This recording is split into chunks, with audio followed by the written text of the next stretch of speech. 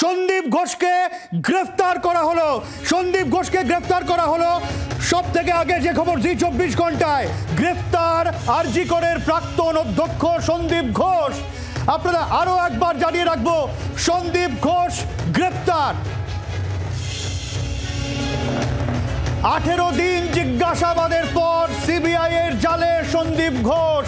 CGO কমপ্লেক্সে জিজ্ঞাসাবাদ করা হচ্ছিল। নিজাম প্যালেসে যখন সন্দীপ ঘোষকে নিয়ে যাওয়া হলো তখনই জল্পনা ছড়িয়েছিল কেন এই রাতে তড়িঘড়ি সন্দীপ ঘোষকে নিয়ে যাওয়া হলো।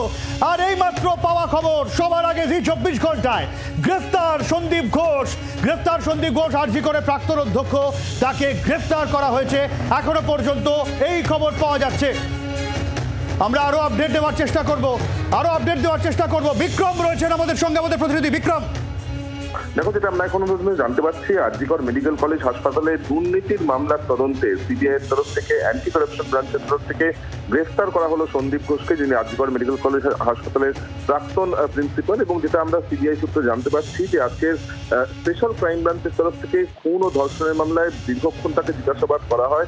সেখানে জিজ্ঞাসাবাদ শেষ হওয়ার পরই অ্যান্টি কারাপশন ব্রাঞ্চের যারা সিবিআই অফিসাররা রয়েছেন, যারা মূলত আরজিকর মেডিকেল কলেজ হাসপাতালের দুর্নীতি তদন্ত করছে, সেই তদন্তে কিন্তু তারা আজকে একেবারে সরাসরি সিজিও কমপ্লেক্সে কিছুক্ষণ আগে সন্দীপ ঘোষকে নিয়ে বেরোয়। কার্যত সিবিআই যে কনভয় ছিল সেখানে সেই কনভয় সরাসরি গিয়ে পৌঁছায় নিজাম প্যালেসে, যেখানে অ্যান্টি কারাপশন ব্রাঞ্চের অফিস। এবং সেখানেই তদন্তকারীদের সূত্রে আমরা যেটা জানতে পারছি যে সন্দীপ ঘোষের বিরুদ্ধে এখনো পর্যন্ত যে তথ্য প্রমাণ এসে পৌঁছেছিল, বিশেষ করে তার বাড়িতে তল্লাশি অভিযান চালানো হয়েছিল, একাধিক অন্যান্য ব্যক্তিদের বাড়িতে তল্লাশি অভিযান চালানো হয়।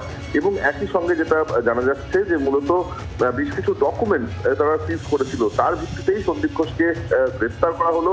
এবং আগামীকাল তাকে আদালতে পেশ করা হবে সিবিআই তরফ থেকে, যেখানে সিবিআই তাকে নিজেদের হেফাজতে অর্থাৎ সিবিআই কাস্টাডিতে নেওয়ার জন্য আবেদন জানাবে। সিবিআই সূত্রের খবর যে ওই তল্লাশি অভিযান এবং তার সঙ্গে সঙ্গে যে নির্দিষ্ট অভিযোগ আসছিল তার ভিত্তিতে একাধিক ব্যক্তির স্টেটমেন্ট রেকর্ড করা হয়েছিল।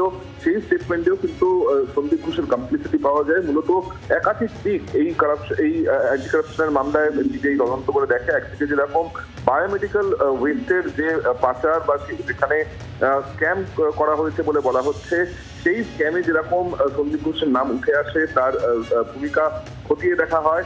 একই সঙ্গে কিন্তু আমরা যেটা জানতে পারছি যে আনআইডেন্টিফাইড ডেড বডি যেগুলি আরজিকর মেডিকেল কলেজ হাসপাতালের মর্চুয়ারিতে থাকতো, সেখানেও কিন্তু এই ডেড বডি পাচার, অজ্ঞাত পরিচয় ব্যক্তিদের মৃতদেহ পাচার করে বা অর্গান পাচার করে সেখানেও বিপুল মুনাফা তিনি কামিয়েছেন এবং সেখানে একটা বড়সড় র্যাকেট কাজ করতো। এর পাশাপাশি আরজিকর মেডিকেল কলেজ হাসপাতালে যে সমস্ত কাজ হতো, সেই সমস্ত টেন্ডার ইস্যু হতো, সেগুলিও কিন্তু ঘুরপথে তিনি বিভিন্ন ব্যক্তিদেরকে দিয়েছেন, যেখান থেকে তিনি মুনাফা পেয়েছেন। এবং এখনো পর্যন্ত সিবিআই সূত্রের খবর যে নির্দিষ্ট তথ্য প্রমাণ তদন্তকারীদের হাতে এসছে, তার ভিত্তিতে কিন্তু সন্দীপ ঘোষকে গ্রেফতার করা হয়েছে। এবং দুর্নীতি দমন আইনে তার বিরুদ্ধে ইতিমধ্যেই মামলা করেছিল, তার ভিত্তিতেই পাওয়া তথ্য প্রমাণ এবং একাধিক স্টেটমেন্টের ভিত্তিতে তাকে গ্রেফতার করা হয়, এমনটাই আমরা সিবিআই সূত্রে জানতে পারছি।